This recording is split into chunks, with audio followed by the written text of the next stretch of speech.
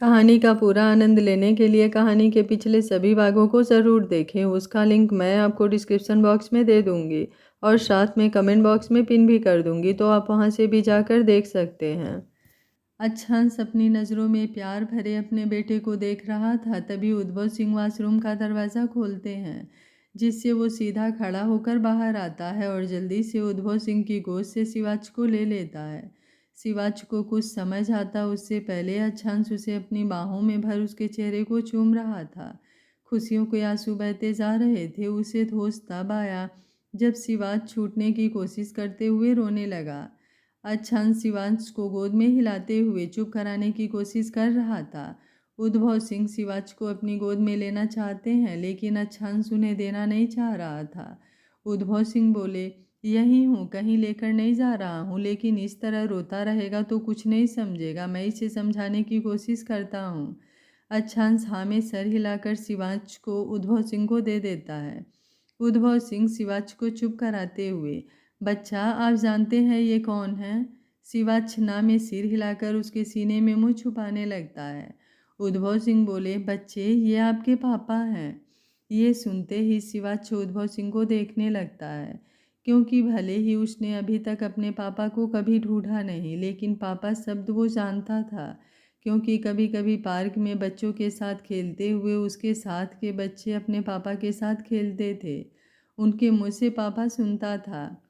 उद्भव सिंह शिवाच का सर सहलाते हुए, ये भी आपसे बहुत प्यार करते हैं, आपके लिए बहुत सारे खिलौने लाएंगे और आपकी सारी विश भी पूरी करेंगे।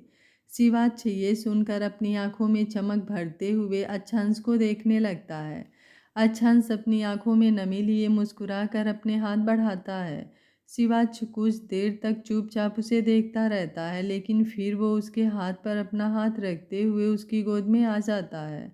अच्छांश उसे फिर से एक बार अपने सीने से लगा लेता है। अपने बेटे को सीने से लगाकर आज उसे पूरी दुनिया की खुशियाँ नसीब हो गई थी। वो उद्भव सिंह की तरफ एहसान भरी नज़रों से देखता है। उद्भव सिंह मुस्कुराते हुए, अभी सच्चाई तुम्हें मालूम हुई है शिवांगी, सच से अनजान है।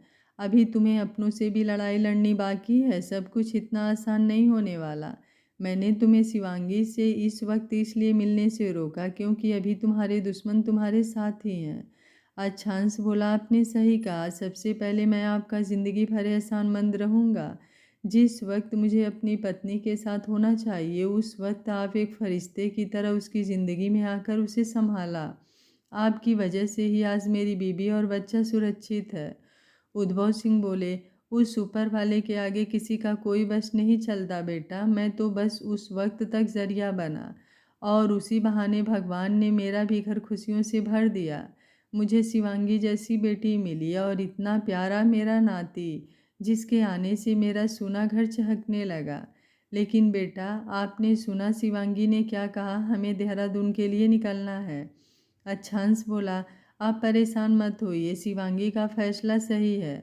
मैं ना सही, लेकिन संध्या की नज़र शिवांगी पर पड़ गई है, और जैसा आपने बताया कि उस संध्या के साथ विराज भी था, इसका मतलब वो दोनों मिले हुए हैं। और इनका साथ कौन दे रहा है? केवल मेरे दादा या कोई और भी है? इन सब के पता लगाने के लिए मुझे कुछ वक्त चाहिए। इसलिए आप लोग शिवांगी की बात मानकर देहरादून के लिए निकलिए। मैं जल्दी ही आऊँगा, लेकिन उससे पहले मुझे अपने सारे दुश्मनों को ख़त्म करना है और इन सबको चुन चुन कर ऐसी सज़ा देनी है कि फिर वो किसी के खिलाफ साजिश करने से पहले 1000 बार सोचें। उद्भव सिंह बोले, मैं तुम्हारे साथ हूँ बेटा। अगर कभी भी मेरी हेल्प की कोई ज़रूरत हो तो तुम मुझे कॉल कर लेना। मेरा नंबर ले लो। शिवांगी किसी भी वक्त आती होगी। अब तुम्हें यहाँ से जाना चाहिए। अच्छांश संध्या का मोबाइल उठाकर उसमें कोई ऐप इंस्टॉल करके कुछ सेटिंग में छेड़छाड़ कर देता है। उसके बाद वो कल से लेकर अभी तक का कॉल रिकॉर्ड चेक करता है। उसमें बस एक नंबर पर 2 बार बात हुई थी। अच्छांश अपने मोबाइल में उस नंबर को सेव करता है। फिर वो मोबाइल उसी तरह बेड पर रिकॉर्डिंग निकाल कर रख देता है। रिकॉर्डिंग निकला था, लेकिन रिकॉर्डिंग स्टार्ट नहीं हुई थी। उद्भव सिंह मुस्कुराते हुए, अब वक्त आ गया है उन साजिश रचने वालों को उनकी ही साजिश में फंसाया जाए। अच्छांश बोला, अभी मैं आपके कमरे से गुस्से की एक्टिंग करते हुए बाहर निकलूँगा और आपको भी इसी तरह करना है। मुझे उम्मीद है कि वो संध्या ज़रूर हम पर नज़र रख रही होगी। आई होप उसने शिवांगी और शिवाच को भी नहीं देखा हो। उद्भव सिंह हाँ में अपना सर हिला देते हैं। अच्छांश शिवाच को बेड पर बैठाकर उसके सर को चूमते हुए कमरे से बाहर निकलने लगता है। तभी शिवाच अपनी तोतली आवाज़ में, पापा आप कहाँ जा रहे हैं? अच्छांश शिवांश के मुंह से पापा सुनते ही फिर से पलटकर उसे गोद में उठा लेता है। वो रूधे गले से बोलता है, क्या कहा मेरा बच्चा, एक बार फिर से बोलो। शिवाच अपनी टूटी फूटी आवाज़ में, आप कहाँ जा रहे हैं? अच्छांश बोला, आपने मुझे क्या क्या कहा था, फिर से एक बार बोलो, आपने पापा कहा था? शिवाच बोला, हाँ अभी तो नानू ने बताया आप मेरे पापा हो। अच्छांश उसके गालों को चूमते हुए जोर जोर से हाँ में सर हिलाता है। उद्भव सिंह हंसते हुए, बिल्कुल बावला हो गया है। फिर वो शिवाच को गोद में लेते हुए, अभी जाओ तुम्हारा बेटा कहीं भागा नहीं जा रहा। अच्छांश उद्भव सिंह के गले लग जाता है। वो रूधे गले से, मैं आपको बता नहीं सकता इस समय मुझे कैसा लग रहा है। अच्छांश सिंह उसके पीठ पर अपना हाथ थपथपाते हुए, समझ रहा हूँ मैं, भले उम्र के 45वें साल में मुझे शिवांगी ने डैड कहा था, लेकिन वो मेरे लिए एक ऐसी अनुभूति थी जिसे शब्दों में बयां नहीं किया जा सकता। चलो अभी इमोशनल होने का वक्त नहीं है। अच्छांश शिवाज का चेहरा अपने हाथों में भरते हुए, बेटा पापा कुछ ज़रूरी काम से बाहर जा रहे हैं, मैं फिर आपसे जल्दी मिलने आऊँगा और अब की बार आपके लिए ढेर सारे खिलौने लाऊंगा, फिर हम एक साथ मस्ती करेंगे। ओके? शिवाच बोला, ओके, लेकिन मैं बाहर भी घूमने जाऊंगा, मम्मा मुझे ज़्यादा बाहर नहीं ले जाती। अच्छांश बोला, बिल्कुल मेरे बच्चे, आप जहाँ कहेंगे हम वहाँ चलेंगे। शिवाच यह सब सुनकर खुश हो जाता है। उद्भव सिंह उसे बेड पर बैठाकर अपने मोबाइल में कार्टून लगाकर उसे खेलने के लिए दे देते हैं। अच्छांश जोर से कमरे का दरवाज़ा खोल गुस्से से बाहर निकलते हुए, मुझे आपकी कोई बात नहीं सुननी, आपको क्या लगता है मैं आपकी बातों पर विश्वास कर लूँगा? पीछे से उद्भव सिंह, मुझे भी कोई शौक नहीं है, तुम तो खुद धोखेबाज हो। तुम्हें क्या लगता है कि तुम फिर से अपनी घटिया चाल चलोगे और मेरी बेटी फंस जाएगी? अच्छांश गुस्से से सीढ़ियां चढ़ते हुए ऊपर के फ्लोर पर आता है। इधर संध्या अनिकेत के साथ ऊपर आ जाती है, लेकिन कमरे में वो चहलकदमी करते हुए बेचैन हो रही थी। उसने बेहद चालाकी से अपना मोबाइल का रिकॉर्डिंग चालू करके बेड पर छोड़ दिया था। अब उसे इंतज़ार था कि जल्दी से उन दोनों के बीच में क्या बातें हो रही है ये पता चल जाए। लेकिन जब ज़्यादा देर होने लगती है तो वो बाहर निकलकर देखती है।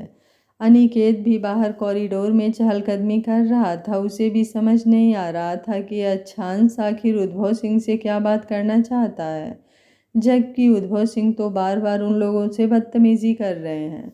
संध्या बोली, भाई साहब मुझे बहुत डर लग रहा है, आखिर उन्हें उस आदमी से क्या बात करनी थी? आपने देखा ना वो आदमी कैसे बातें कर रहा था? अनिकेत सोच में डूबते हुए, पता नहीं संध्या को शिवांगी के बारे में कुछ पता भी है या नहीं।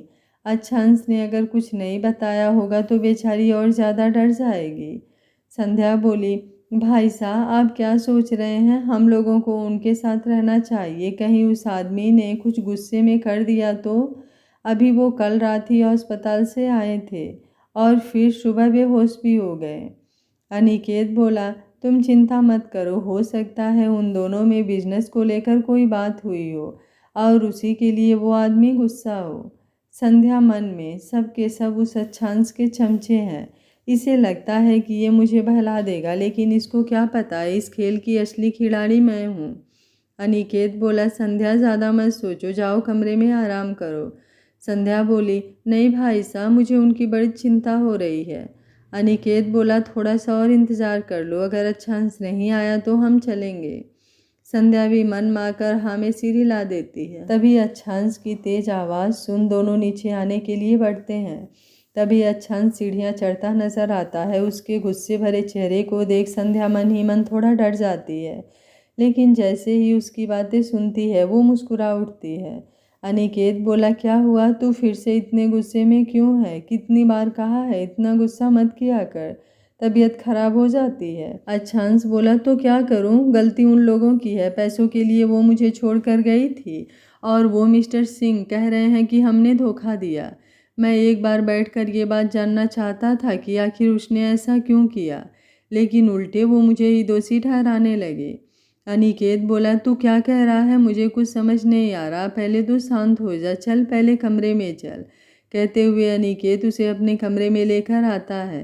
इधर संध्या मन ही मन मुस्कुराते हुए, अच्छा तो ये बात है, मैं बेकार ही डर रही थी, भाई ने सही कहा था, हमारा प्लान कभी फेल नहीं हो सकता। फिर वो अनिकेत के कमरे की तरफ देखती हुई सीढ़ियों से नीचे बढ़ जाती है, क्योंकि उसे अपना मोबाइल भी तो लाना था। इधर उद्भव सिंह जल्दी से शिवाच्छ को लेकर विवान के कमरे में आ जाते हैं। संध्या दरवाजे पर नॉक करती है, लेकिन कोई आवाज़ ना आने पर जैसे ही धक्का देती है दरवाज़ा खुल जाता है। वो चारों तरफ देखती हुई धीमी कदमों से कमरे के अंदर आती है। वो खुद से ही, ये बुढ़ा कहाँ गया, अभी तो गुस्से में चिल्ला रहा था, ज़रूर अपनी बेटी के पास गया होगा, मुझे क्या, मैं तो मोबाइल लेकर जल्दी से निकलती हूँ। कहते हुए बेड पर से अपना मोबाइल उठाकर जल्दी से बाहर आ जाती है। उद्भव सिंह विवान वाले कमरे के दरवाजे से संध्या को अपने कमरे से बाहर निकलते देख मुस्कुराते हुए, अब आएगा मज़ा, तुम लोगों को बहुत शौक है ना दूसरों की ज़िंदगियों से खेलने का, अब तुम लोगों की ज़िंदगी खुद खिलौना बनकर रह जाएगी। इधर अच्छान जैसे संध्या को वहाँ से जाते देखता है, मुस्कुराते हुए, पहली हार के लिए तैयार हो जाओ संध्या सिसोदिया, भले छोटा झटका ही सही, लेकिन तुम्हारा चेहरा देखने लायक होगा, काश मैं तुम्हारा रिएक्शन देख पाता। अनिकेत अच्छांश को इस तरह शांत देख उसे ध्यान से देखने लगता है। अच्छांश को मुस्कुराते देख वो हैरानी से उसके कंधे पर हाथ रख, तुझे क्या हुआ है, तू अभी इतने गुस्से में था और अभी तू मुस्कुरा रहा है।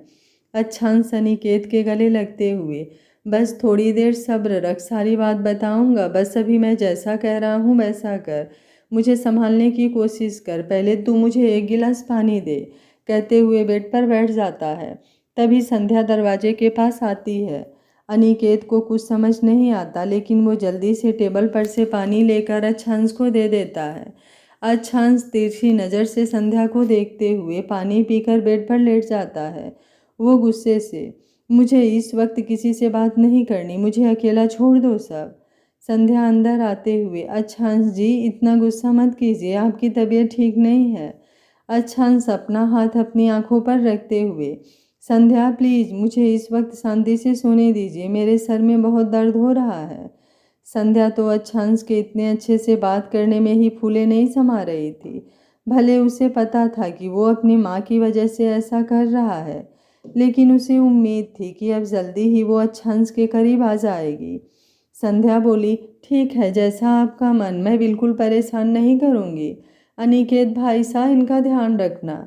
अनिकेत को कुछ समझ तो नहीं आ रहा था, बस उसने हाँ में सिर हिला दिया। संध्या अपने कमरे में आकर दरवाज़ा बंद करते हुए खुशी से उछलते हुए, ये बात तो भाई को बतानी होगी। फिर वो अपने भाई से बात करने की सोच मोबाइल देखती है, तभी उसे रिकॉर्डिंग का याद आता है। वो जल्दी से बेड पर बैठ रिकॉर्डिंग खोलती है, लेकिन कुछ ही देर में उसके चेहरे की हवाइयाँ उड़ी हुई थी। वो जल्दी से सारे फोल्डर में उस रिकॉर्डिंग को ढूंढने लगती है, लेकिन उसमें कोई रिकॉर्डिंग था ही नहीं। ये देख वो गुस्से से मोबाइल ज़मीन पर फेंकते हुए चिल्लाने लगती है, ये कैसे हो सकता है, मैंने तो रिकॉर्डिंग ऑन किया था, फिर रिकॉर्डिंग चालू क्यों नहीं हुई, कहीं उन लोगों को मालूम तो नहीं हो गया। नहीं नहीं, मोबाइल में रिकॉर्डिंग का ऐप तो स्क्रीन पर ही निकला था।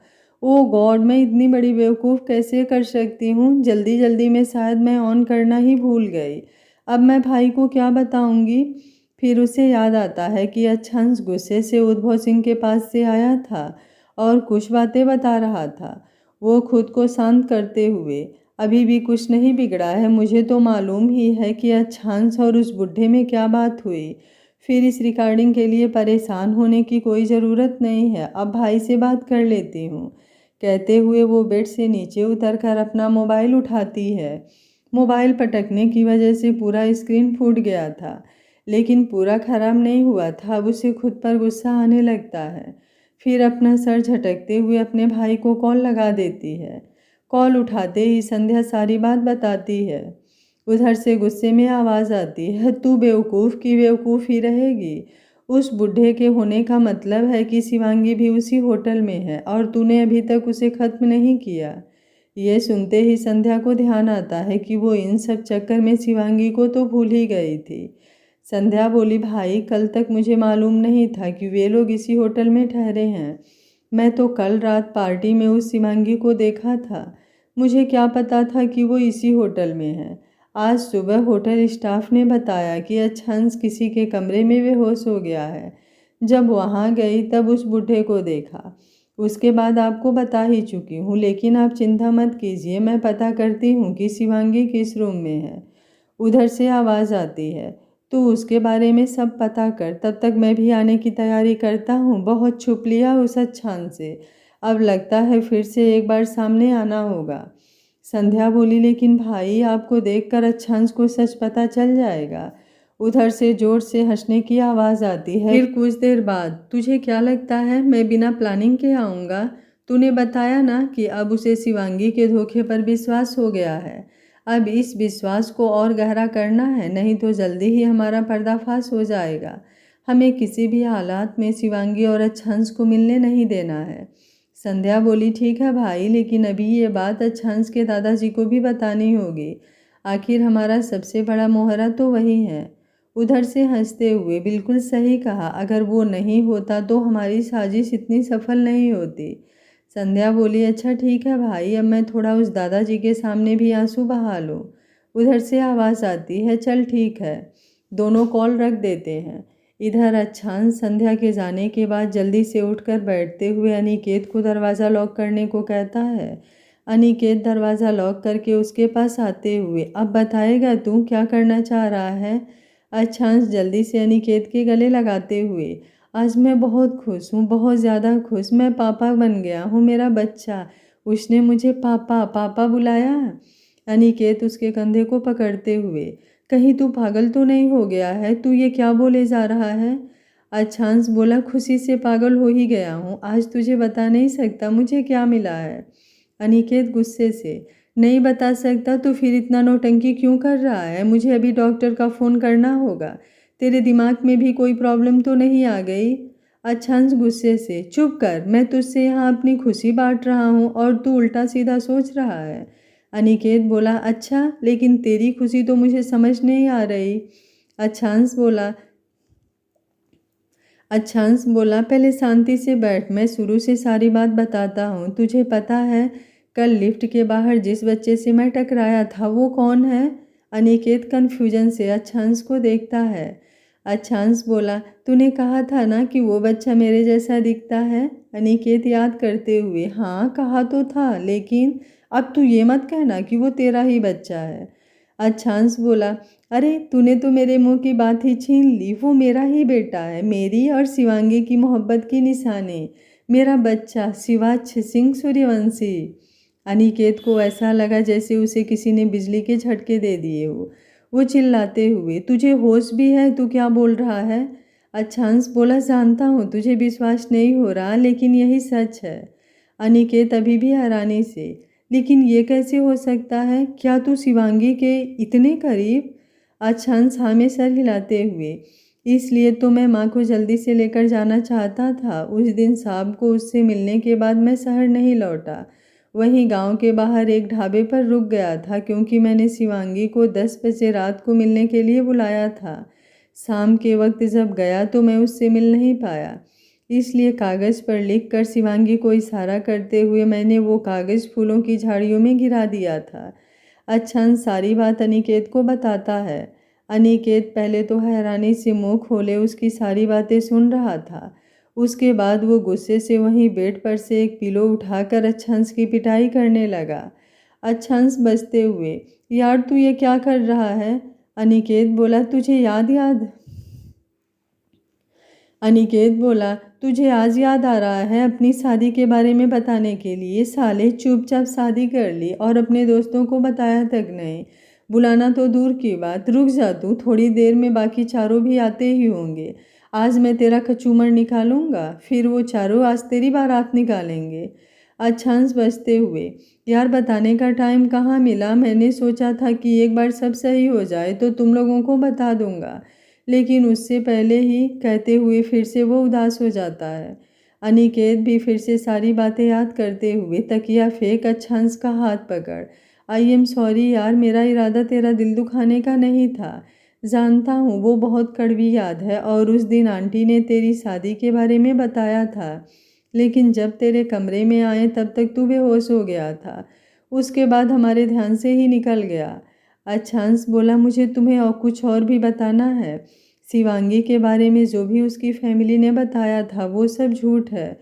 मुझे सच का पता चल गया है। कहते हुए वो धीरे धीरे सारी बातें बताता है, कैसे उसके दादा ने चाल चली और शिवांगी को उससे दूर कर दिया। अनिकेत बोला, यार भरोसा नहीं हो रहा, तेरे अपने सगे दादा ऐसा कर सकते हैं? कहीं तुझे कोई गलतफहमी तो नहीं हो रही? कहीं उद्भव सिंह और शिवांगी फिर से कोई चाल तो नहीं चल रहे? अच्छांश मुस्कुराते हुए, जानता हूँ तेरा विश्वास करना मुश्किल है।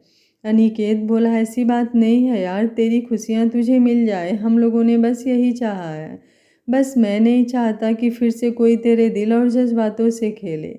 हम लोगों ने अपने कानों से सुना था ना उस शिवांगी और विराज की बातें। जहाँ तक हमें याद है उस विराज ने बताया था शिवांगी 2 महीने प्रेग्नेंट थी, जबकि तू बता रहा है कि जिस दिन हम लोग गांव गए थे उससे 2 दिन पहले तुमने शादी की और पहली बार करीब आए। अच्छांश बोला, यही तो गलती कर गया मैं। उस विराज ने वो सारा पहले से ही प्लान करके रखा था। वो लड़की की आवाज़ शिवांगी की नहीं थी, किसी ने उसकी मिमिक्री की थी, क्योंकि शिवांगी उस वक्त खुद मौत से लड़ रही थी। वो तो जयपुर में नहीं, देहरादून के हॉस्पिटल में भर्ती थी। अनिकेत बोला, लेकिन तुझे इस बात पर विश्वास कैसे है? अच्छांश बोला, विश्वास तो मुझे पहले भी था। मेरा दिल हमेशा कहता था कि शिवांगी ऐसी नहीं है। मैंने उसकी मोहब्बत को महसूस किया था, उसमें कोई धोखा नहीं था। मेरी शिवांगी की सच्चाई का सबूत मेरे आंखों के सामने था। अनिकेत बोला, वही तो पूछ रहा हूँ, कैसे, किस सबूत की बात कर रहा है तू? अच्छांश बोला, तुझे याद होगा उस विराज ने बताया कि शिवांगी 2 महीने प्रेग्नेंट थी।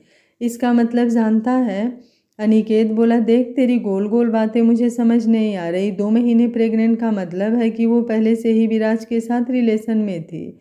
अच्छांश बोला, बिल्कुल, लेकिन ये कैसे हो सकता है? क्योंकि उस दिन जब मैं शिवांगी के करीब आया वो शिवांगी का फर्स्ट टाइम था। अनिकेत बोला, वाट, ये तुझे कैसे पता? अच्छांश एक पिलो उठाकर मारते हुए, साले कमीने, मुझे नहीं पता होगा तो किसे होगा? अनिकेत कन्फ्यूजन से, यार मुझे मार क्यों रहा है? अच्छांश बोला, मारो नहीं तो और क्या करूं, डफर गए का साले, मैं अब कितने विस्तार से तुझे बताऊं? अनिकेत बोला, अरे तुम मेरी कौन सी शादी हुई है कि मुझे पता होगा? अच्छांश चिढ़ते हुए, कमीने, सबकी शादी पहली बार ही होती है, कॉमन सेंस नाम की भी चीज़ होती है, छोड़, मुझे तुझे कुछ बताना ही नहीं है। अनिकेत बोला, अब मैं कौन सा कॉमन सेंस यूज करूं? अच्छांश बोला, तो क्या मैं तुझे अपने प्राइवेट मोमेंट्स का डिटेल में एक्सप्लेन दूं? अनिकेत बोला, ओके ओके, मान लिया, तुझे पता हो गया था, आगे बता। अच्छांश बोला, मेरे इन अपनों की वजह से बीते 4 सालों में मेरी शिवांगी ने बहुत दर्द उठाए हैं। मेरा बेटा बिन बाप के रहा है। आज पता है वो क्या कह रहा था कि उसे बाहर घूमने जाना है, क्योंकि मम्मा लेकर नहीं जाते। कहते हुए उसका गला भर आता है। अनिकेत उसके कंधे पर हाथ रखते हुए, लेकिन क्यों? अच्छांश बोला, क्योंकि शिवांगी को डर लगता है कोई हमारे बच्चे को गलत नज़र से ना देखे, कहीं मेरे बच्चे के दिमाग में कोई गलत बात ना डाल दे। वो उसे दुनिया से बचा कर रखना चाहती है। मेरे इन अपनों की वजह से मेरा बेटा अपना बचपन खुलकर नहीं जी रहा है। छोड़ूंगा नहीं उन सबको। अनिकेत बोला, लेकिन जब ऐसी बात थी तो एक बार शिवांगी को तुमसे मिलना चाहिए था। हम लोग शिवांगी के बारे में नहीं जानते थे, लेकिन वो तो जानती थी ना कि तुम जयपुर में रहते हो, फिर वो लौट कर क्यों नहीं आई? और दूसरी बात, तू भूल रहा है अब तेरी शादी संध्या से हो गई है, और संध्या की इन सब में क्या गलती? अच्छांश गुस्से से, गलती? इस खेल की मास्टरमाइंड वो संध्या सिसोदिया ही है। मैंने तुझे पहले ही बताया था ना कि उस लड़की के पास से मुझे अजीब सी फीलिंग होती है। वो जैसी दिखती है वैसी है नहीं। तुझे विश्वास नहीं होगा, इसलिए मैं उसका सबूत भी साथ लेकर आया हूँ। कहते हुए अपने मोबाइल में कुछ करता है। थोड़ी ही देर में संध्या ने अभी जो भी अपने भाई से बात की थी उसकी रिकॉर्डिंग स्टार्ट हो जाती है। सारी बातें सुनते हुए अनिकेत अपना सर पकड़ लेता है। अच्छांश बोला, अब बता कैसे शिवांगी मेरे पास लौटती। इस विराज ने मेरी शिवांगी की इज्जत लूटनी चाहिए और तेरी इस सो कॉल्ड संस्कारी संध्या ने मेरी शिवांगी को जान से मारना चाहा। वे लोग तो अपने मंसूबे में कामयाब भी हो चुके थे, लेकिन कहते हैं ना, सच्चे लोगों के साथ उनका भगवान होता है। अनिकेत बोला, ऐसे भी लोग होते हैं दुनिया में, विश्वास नहीं हो रहा, इतनी गहरी साजिश। दोनों अभी आगे कुछ कहते उससे पहले दरवाजे पर दस्तक होती है। अच्छांश और अनिकेत एक दूसरे को देखने लगते हैं। अच्छांश जल्दी से रिकॉर्डिंग बंद करके बेड पर लेट जाता है। अनिकेत खुद को नॉर्मल करते हुए दरवाज़ा खोलता है। दरवाज़ा खोलते ही आंधी के तरह उसके चारों दोस्त अंदर घुसते हैं और अच्छांश के पास आ जाते हैं। अनिकेत बोला, अबे कंजरों, तुम्हें दरवाजे पर इतना लंबा चौड़ा इंसान नहीं दिख रहा। कुणाल और बाकी तीनों उसकी बातों को इग्नोर करते हुए अच्छांश के पास आकर उसका हाल समाचार पूछने लगते हैं। अच्छांश भी उन चारों को देख उठकर बैठ जाता है। अनिकेत दरवाज़ा बंद करके आते हुए, गलती कर दी इन चारों को बुलाकर, अच्छा था मैं अकेले ही सारी पार्टी कर लेता। अनीस बोला, पार्टी? यहाँ अच्छांश की तबीयत खराब है और तुझे पार्टी की सूझ रही है? अच्छांश मुस्कुराते हुए, मैं बिल्कुल ठीक हूँ। मधुर बोला, लेकिन तू इतना लापरवाह कैसे हो सकता है? जिसको तेरी कद्र नहीं उसी के लिए क्यों खुद को तकलीफ देता है? अच्छांश बोला, पहले तुम लोग शांति से मेरी बात सुनो। कुणाल बोला, तेरी सारी बात सुनेंगे, लेकिन तू पहले आराम कर। अनिकेत बोला, अरे ये तो खुशी से पागल हो गया है, ये तो अब आराम नहीं भांगड़ा करेगा। चारों कन्फ्यूजन से उसे देखने लगते हैं। अनिकेत बोला, अरे सच कह रहा हूँ, तुम लोग मुझे ऐसे क्यों देख रहे हो? अब तो हम इससे डबल पार्टी लेंगे। एक तो इसकी शादी कर ली और दूसरा इसके बाप बनने की। हे जय हो, अब तो मैं चाचू बन गया। सोचा था पहले कुणाल के बच्चे का चाचू बनूंगा, लेकिन उससे पहले ही अच्छे ने बाजी मार ली। मधुर इन तीनों के कान में, यार कहीं ये अनी पागल तो नहीं हो गया है? अच्छ ने कहीं गुस्से में इससे ज़्यादा पीट पाट तो नहीं दिया जिससे इसका मानसिक संतुलन खराब हो गया? ये सुनते ही अच्छन जोर जोर से हंसने लगता है और अनिकेत गुस्से में घूरते हुए, कमीनों, तुम्हें मैं पागल दिख रहा हूँ? चल ठीक है, तुम लोग मुझे पागल ही समझो, मैं अब अकेले ही पार्टी करूँगा। कुणाल, अच्छा जल्दी से पूरी बात बता, हमें तो अनी की कोई बात समझ नहीं आ रही। पहले तो ये बता, कहीं फिर से उस शिवांगी ने कुछ किया तो नहीं? अच्छांश थोड़ा गुस्से से, तुम लोग पहले पूरी बात सुनोगे या नहीं? पहले तो मेरी शिवांगी को कुछ भी बोलना बंद करो। ये सुनते ही सभी शांत होकर बैठ जाते हैं। अनिकेत, अच्छांश ठीक कह रहा है, शिवांगी ने कुछ नहीं किया है।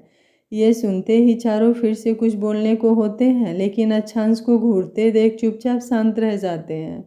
अनिकेत बोला, गलत अच्छ के साथ ही नहीं, शिवांगी के साथ भी हुआ था, वो सारी बात बताता है।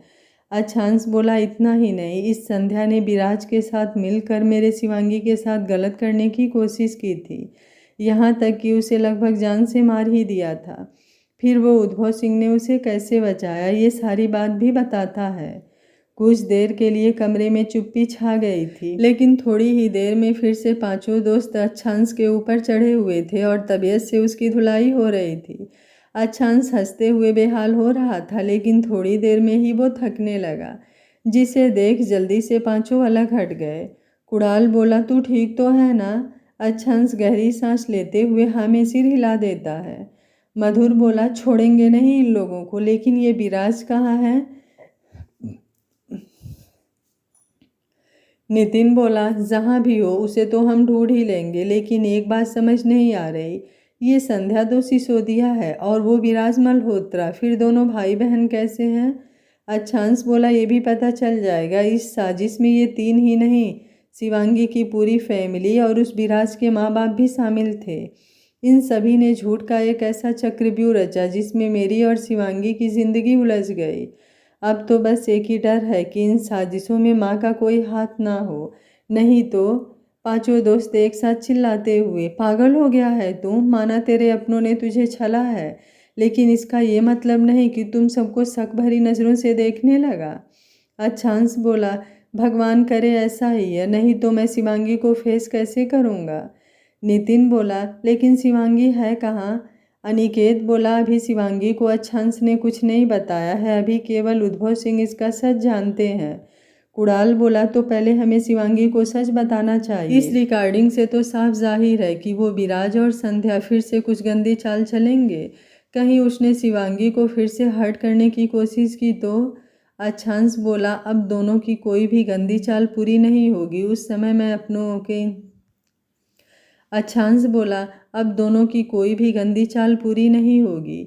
उस समय मैं अपनों के इन दोहरे चेहरों से अनजान था, लेकिन अब इनका चेहरा भी सबके सामने लाऊंगा और उन्हें मिट्टी में भी मिलाऊंगा। मधुर बोला, लेकिन कुणाल सही कह रहा है, पहले हमें शिवांगी को सच बताकर सतर्क करना चाहिए। अनीस बोला, तुम लोगों को जो करना है करो, लेकिन मुझे पहले अपने भतीजे से तो मिला दे, मैं भी तो देखूं ये जूनियर अच्छांश सिंह सूर्यवंशी कैसा दिखता है। अनिकेत मुस्कुराते हुए, बिल्कुल इसका ही फोटोकॉपी है। मुझे तो देखने ही लगा था कि जैसे ये इसका बेटा है, लेकिन इस कमीने ने कभी बताया ही नहीं था कि इसमें शिवांगी से शादी कर ली है। फिर अपने माथे पर हाथ मारते हुए, अरे तुम लोगों से एक सवाल पूछना था, ये तो मुझे गोल गोल घुमा रहा है, लेकिन तुम लोग बताओ, किसी लड़की के पास जाने पर कैसे पता चलता है कि वो उसका फर्स्ट टाइम है। यह सुनते ही फिर से उसे गुस्से में घूरने लगता है और बाकी चारों शर्म से अपनी नजरें इधर उधर घुमाने लगते हैं। अनिकेत उनको ऐसे देख, मैंने कुछ बोल दिया गलत क्या? बोला, साला इन चारों से भी कूट कर ही मानेगा, कहते हुए अपना फ़ोन निकालकर उद्भव सिंह को कॉल करने लगता है। अनिकेत बोला, अरे यार तुम लोग ऐसे शर्मा क्यों रहे हो, अपने दोस्तों में भी कोई सीक्रेट होता है क्या? वे चारों अनिकेत की बातें सुन अपने बाल नोचते हुए पहले एक दूसरे को देखते हैं, उसके बाद चारों एक साथ अनिकेत के ऊपर कूद पड़ते हैं। अनिकेत चिल्लाते हुए, अबे नहीं बताना है तो मत बताओ, लेकिन मुझे कूट क्यों रहे हो? लेकिन चारों उसे छोड़ते नहीं। बालकनी में आकर उद्भव सिंह से बातें करने लगता है। उद्भव सिंह संध्या के जाने के बाद जल्दी से अपने कमरे में आकर सारा सामान पैक करते हैं। तभी शिवांगी भी तैयार होकर आ जाती है। शिवांगी बोली, डैड अभी तक आप तैयार नहीं हुए? उद्भव सिंह बोले, अरे पैकिंग तो हो ही गई है, बस नहाना बाकी है, मैं 5 मिनट में आता हूँ। शिवांगी सर हिलाते हुए शिवाच को लेकर अपने कमरे में आती है, फिर गरिमा को फ़ोन करके बात करती है। गरिमा बताती है कि वो तैयार हो चुकी है। थोड़ी देर में शिवांगी उद्भव सिंह और गरिमा के साथ एयरपोर्ट के लिए निकल जाती है। विवान होटल में ही था। उद्भव सिंह नीचे हाल में चारों बॉडीगार्ड को शिवांगी के साथ रहने के लिए कहते हैं। चारों ने भी उन्हें किसी भी बात की टेंशन नहीं लेने को कह उनके साथ एयरपोर्ट के लिए निकल गए। शिवांगी बोली, डैड इन लोगों की क्या ज़रूरत थी? उद्भव सिंह बोले, बस आज भर की तो बात है, बस मेरे लिए इन्हें अपने साथ रहने दे, नहीं तो मुझे चिंता होती रहेगी। अब शिवांगी भी कुछ नहीं कह पाती। जैसे ही वे लोग एयरपोर्ट पहुंचते हैं, उद्भव सिंह का मोबाइल बजने लगता है। वो शिवांगी को बहाना बनाकर उससे थोड़ी दूर आ जाते हैं। शिवांगी भी गरिमा और बॉडीगार्ड के साथ अंदर आती है। शिवा छवि भी शिवांगी की गोद में था। शिवांगी उसे समझाते हुए, जान आप नानू के साथ घूमी घूमी करने जा रहे हो, मैं भी थोड़ी देर बाद आ जाऊंगी, ओके? शिवांगी की गालों को चूमते हुए, ओके, लेकिन हमारे साथ तो पापा भी घूमी घूमी करेंगे। शिवांगी जैसे ही उसके मुंह से पापा सुनती है, वो शॉक्ड होकर शिवाच को देखने लगती है। तभी पीछे से उद्भव सिंह शिवाच को अपनी गोद में लेते हुए, क्या हुआ? शिवांगी होश में आते हुए अपना सर ना में हिला देती है। उद्भव सिंह उससे कुछ पूछ पाते उससे पहले ही वो बाथरूम की तरफ बढ़ जाती है। उसके दिमाग में बस एक ही शब्द घूम रहे थे, पापा। शिवांगी शिवाच के मुंह से पापा सुनकर हैरान हो गई थी। वॉशरूम में आकर दीवार पकड़ते हुए नीचे फर्श पर बैठ जाती है। इस वक्त उसका दिल फिर से एक बार छलनी हो रहा था, वो खुद से ही। हमेशा से जिस बात से डरती रही, आज वो सच हो गया है। इसे कभी ज़्यादा लोगों से मिलने जुलने नहीं दिया। मैं हर मुमकिन कोशिश की कि ये पापा जैसे शब्द से हमेशा दूर रहे, और जब समझने वाला हो जाए तब तक खुद को इतना काबिल बना लूँ कि इसको कभी पापा की कमी भी महसूस ना हो। अपने बच्चे की लाइफ में मैं ही उसकी माँ और पापा दोनों रहूं, लेकिन आज मैं फेल हो गई। आखिर इसके जहन में ये शब्द आया कहाँ से? क्या किसी कार्टून से या किसी के मुंह से सुना हुआ? सोचते हुए उसके सर में दर्द होने लगा। आज हंस का चेहरा फिर से आंखों के आगे उभरने लगा था। अतीत का वो सच जिससे वो हमेशा दूर भागने की कोशिश कर रही थी आज फिर से उसके सामने आकर खड़ा हो गया था। एक बार को उसे ख्याल आता है कि कहीं अच्छांश ने शिवाच को देख तो नहीं लिया, क्योंकि कल रात जब से अच्छांश को देखा था यही डर तो हमेशा सता रहा था और आज सुबह उठते ही इसी डर के कारण वो शिवाच को दूर भेज रही थी। फिर वो खुद से ही नहीं, अगर उसे पता लग गया होता तो ज़रूर कुछ ना कुछ करने की कोशिश करता, लेकिन अभी तक ऐसा कुछ नहीं हुआ है। उसकी सोच को तब विराम लगता है जब उसका मोबाइल बजता है। उद्भव सिंह का कॉल आ रहा था। वो उठकर नल खोलते हुए अपने चेहरे को अच्छे से धोती है। खुद को पूरी तरह ठीक करके जब वॉशरूम से बाहर आती है तो फिर से उसका चेहरा एक्सप्रेशनलेस हो चुका था। उद्भव सिंह शिवांगी को देखते हुए, कितनी देर हो गई है, आपकी तबीयत ठीक तो है ना? शिवांगी सेट्स निकाल कर अपनी आंखों पर लगाते हुए, जी डैड, बिल्कुल मैं ठीक हूँ। चलिए, टिकट चेकिंग का टाइम हो रहा है। वो शिवाच को अपनी गोद में लेकर उसके माथे को चूमते हुए, ज़्यादा शैतानी मत कीजिएगा, मैं जल्दी ही आऊँगी। शिवाच बोला, लेकिन आप भी हमारे साथ चलिए ना मम्मू। शिवांगी बोली, बच्चा, मम्मा को काम है ना, मैं जल्दी से काम निपटा कर आ जाऊँगी। थोड़ी देर में ही उद्भव सिंह शिवाच को लेकर गरिमा के साथ अंदर चले जाते हैं। टिकट और सामान चेकिंग होते हुए कुछ देर में फ्लाइट टेक ऑफ कर जाती है। शिवांगी चारों बॉडीगार्ड के साथ होटल के लिए निकल आती है। मेहरा कंपनी से आज डील साइन होनी थी, जिसके लिए 2 बजे से मेहरा कंपनी में मीटिंग थी। शिवांगी फाइल निकाल कर सारे पेपर चेक करने लगती है। होटल पहुंचते ही फाइल और लैपटॉप लेकर गाड़ी से उतर जाती है। चारों बॉडीगार्ड भी उसके पीछे चल रहे थे। इस वक्त सुबह के 9 बजने वाले थे। इधर अच्छांश उद्भव सिंह से बात करता है। वो बताते हैं कि वो लोग एयरपोर्ट पहुंच चुके हैं। अच्छांश उन्हें अच्छे से ध्यान रखने को कह खुद ही जल्दी देहरादून आने को कहता है। कमरे में आते ही कमरे में उन 5 लड़कों की हालत देख वो अपना सर हिला देता है। 5 इस वक्त बेड से लेकर फर्श तक लेटे हुए हाँफ रहे थे। अच्छांश बोला, हो गया तुम लोगों का? अनिकेत चिढ़ते हुए, क्या हो गया साले, तुम लोग पूछ अनिकेत चिढ़ते हुए, क्या हो गया साले, तुम लोग आज बात बात पर केवल मुझे कूट रहे हो। ऐसे भी क्या पूछ लिया है, नहीं बताना है तो मना कर देते। कुणाल बोला, अच्छा यार, ये हम लोगों के साथ ही पढ़ा है ना, फिर ये इतना बेवकूफ़ कैसे निकल गया? अनिकेत बोला, हाँ हाँ, दिमाग तो तुम लोगों के पास है, मैं तो हूँ ही डफर।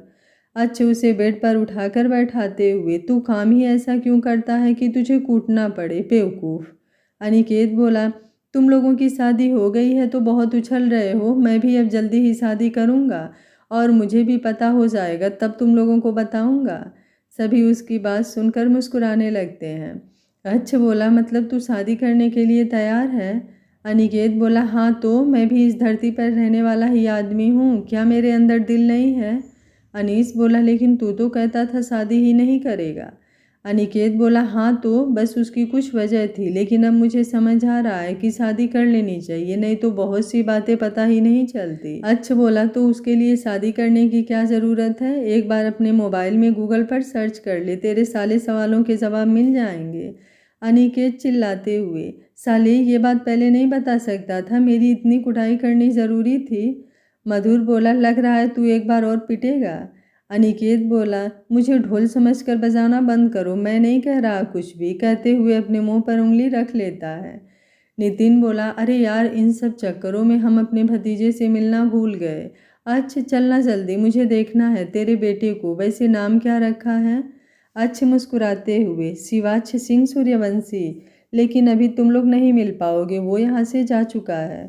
सभी एक साथ चिल्लाते हुए, वाट? अच्छांश बोला, शिवांगी ने उसे उद्भव अंकल के साथ देहरादून भेज दिया है, अभी उनसे ही बात कर रहा था। सभी बोले, लेकिन क्यों? अच्छांश बोला, क्योंकि शिवांगी को डर है कि मैं कहीं शिवाच को चोट ना पहुंचा दूं। उसे ये बात बोलने में बहुत दर्द महसूस हो रहा था। कुणाल बोला, शिवांगी ऐसा सोच भी कैसे सकती है, कोई अपने बच्चे को भी भला? अच्छांश बोला, इसमें शिवांगी की गलती नहीं है, उनके साथ जो हुआ है ऐसी सिचुएशन में उनका ऐसा सोचना बिल्कुल सही है। मधुर बोला, तो तुझे शिवांगी से बात करनी चाहिए थी। जब तक सारी बातें क्लियर नहीं करेगा उसे कैसे पता चलेगा कि तूने कुछ नहीं किया है? तुझे रोकना चाहिए था ना। बाकी सभी भी उसकी हाँ में हाँ मिलाते हैं। अच्छांश बोला, लेकिन मैं रोकना नहीं चाहता था। मैं खुद अभी अपने बच्चे को इन सब से दूर रखना चाहता हूँ, क्योंकि अभी भी हमारे साथ वो संध्या है। सभी सोचते हुए, ये तो तू सही कह रहा है। कुणाल बोला, क्या संध्या ने शिवाच को देखा है? अनिकेत बोला, कल लिफ्ट से टकराते वक्त देखा था, लेकिन उसे पता नहीं कि वो बच्चा शिवांगी और अच्छ का बेटा है। कल रात शिवांगी उसे पार्टी में लेकर नहीं आई थी। कुणाल बोला, ये हमारे लिए अच्छी बात है, नहीं तो सच में जब ये संध्या शिवांगी के मारने के पीछे नहीं हटी तो छोटे से बच्चे को अपने रास्ते से हटाने के लिए क्या नहीं करेगी। अनिकेत बोला, लेकिन अब हम लोग करेंगे क्या? इस संध्या से तेरी शादी हो चुकी है। अगर तू कुछ भी करता है तो तेरी प्रॉपर्टी हड़पने के लिए इस बात का फ़ायदा उठा सकती है। अच्छांश बोला, कौन सी शादी? मेरी शादी पहले ही शिवांगी से हो चुकी है। कौन सा कानून मानेगा इस शादी को? अगर शिवांगी से शादी ना भी हुई होती तो भी उसे ये हक कभी नहीं देता। एक बार विराज हाथ आ जाए उसके बाद इन दोनों भाई बहनों की तो ऐसी हालत करूँगा कि सारी शादी और हक भूल जाएगी। अनिकेत बोला, तेरा सोचना बिल्कुल सही है, लेकिन इससे पहले हमें शिवांगी से मिलकर सारी बातें क्लियर करनी होगी। क्या वो अभी देहरादून के लिए निकल गई है? अच्छ बोला, नहीं, आज कल वाले प्रोजेक्ट के लिए अभी पेपर साइन नहीं हुए हैं। 2 बजे रिवांश ने उन्हें मीटिंग के लिए बुलाया है। मीटिंग करके वो भी निकल जाएंगे।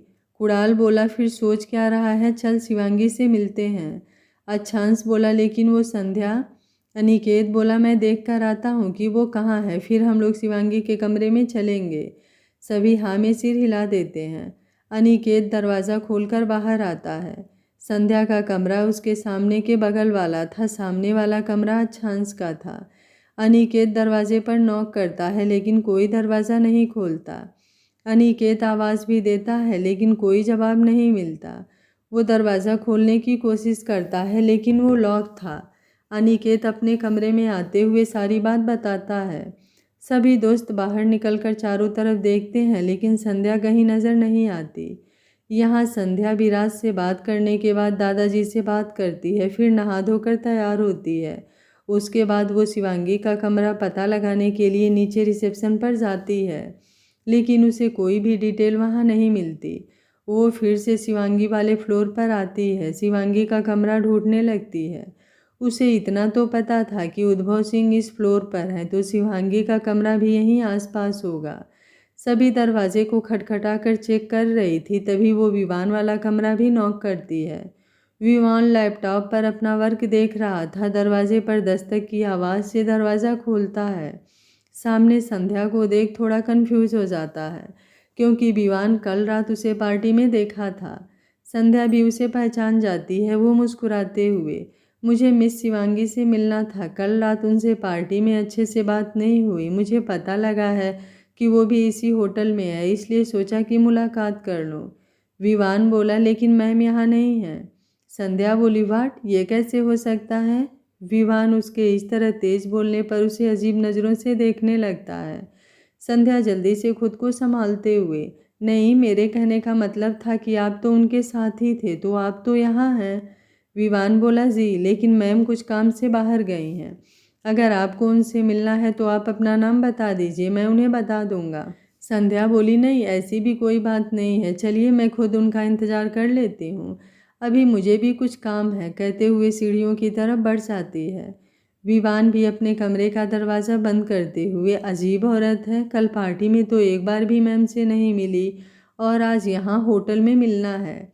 फिर अपना सर झटकते हुए वो अपने काम में लग जाता है।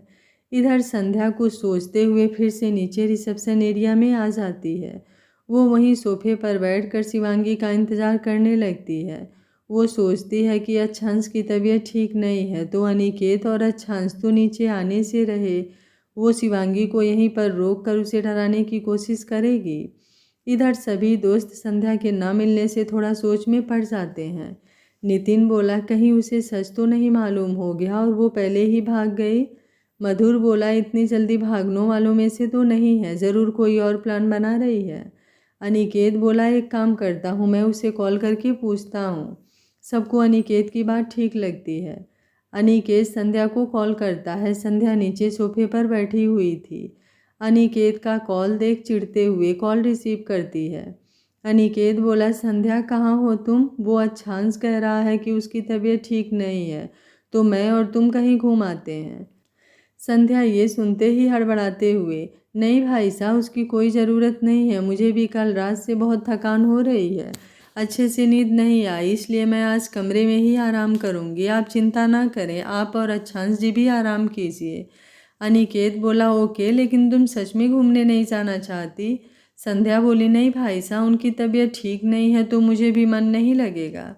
अनिकेत बोला, वो तो है, चलो ठीक है, तुम आराम करो, कोई भी ज़रूरत हो तो कॉल कर देना। कॉल रखने के बाद अनिकेत सबकी तरफ देखता है, सब एक साथ कमरे में तो वो है नहीं, लेकिन वो झूठ क्यों बोल रही है? अच्छांश कुछ सोचते हुए जल्दी से कमरे से बाहर भागता है, बाकी सब भी उसके पीछे आते हैं। अच्छांश सीढ़ियाँ उतरते हुए शिवांगी के कमरे के बाहर आता है, लेकिन उसका दरवाज़ा लॉक देख सांस लेता है। बाकी सभी उसे ऐसे देख पहले कुछ समझ नहीं पाए, लेकिन फिर अनिकेत बताता है कि शिवांगी इसी फ्लोर पर है, तो सबको समझ आ जाता है कि ज़रूर अच्छांश को डर लगा था कि कहीं संध्या शिवांगी के साथ तो नहीं। अच्छांश सबके साथ फिर ऊपर आता है। कुणाल बोला, लेकिन शिवांगी कहाँ है? अच्छांश बोला, मैं भूल गया था, वो उन लोगों को एयरपोर्ट छोड़ने गई हैं। चलो तब तक मैं सब कोई फ्रेश होकर ब्रेकफास्ट कर लो, आई होप शिवांगी हमारी बात सुनने के लिए तैयार हो जाए। सभी बोले, ज़रूर तैयार होगी, उसे हम लोगों की बात सुननी ही होगी। सभी दोस्त अच्छांश और अनिकेत के कमरे में जाकर फ्रेश होकर तैयार होते हैं, फिर एक साथ बैठकर ब्रेकफास्ट मंगवा कर ब्रेकफास्ट करते हैं। अच्छांश अपनी दवाइयाँ लेते हुए, क्या सच में मुझे शिवांगी से मिलना चाहिए? अब तो इस जिंदगी का भी कोई ठिकाना नहीं है। मधुर उसे इस तरह सोचते देख कंधे पर हाथ रखते हुए, क्या सोच रहे हो? अच्छ दवा खाते हुए, कुछ नहीं, सोच रहा हूँ जिस समय उस भगवान से अपने लिए मौत मांग रहा था, उसने मेरी सुनी नहीं, और आज जब जीना चाह रहा हूँ तो। मधुर बोला, कुछ नहीं हुआ है तुझे और ना ही कुछ होगा, इसलिए ये नेगेटिव बातें सोचना बंद कर, पहले खुद को तुम इतना मजबूत कर, सबसे बड़ी शक्ति आत्मशक्ति होती है। वैसे भी डॉक्टर ने बताया है ना कि सब ठीक हो जाएगा, तू बस पॉजिटिव सोच, तुझे अपने शिवांगी के साथ, अपने बच्चे के साथ बहुत जीना है। तू ये सोच कि अब तू ही शिवांगी की ज़िंदगी है, क्या उसकी ज़िंदगी के लिए भी तू उम्मीद नहीं रखेगा?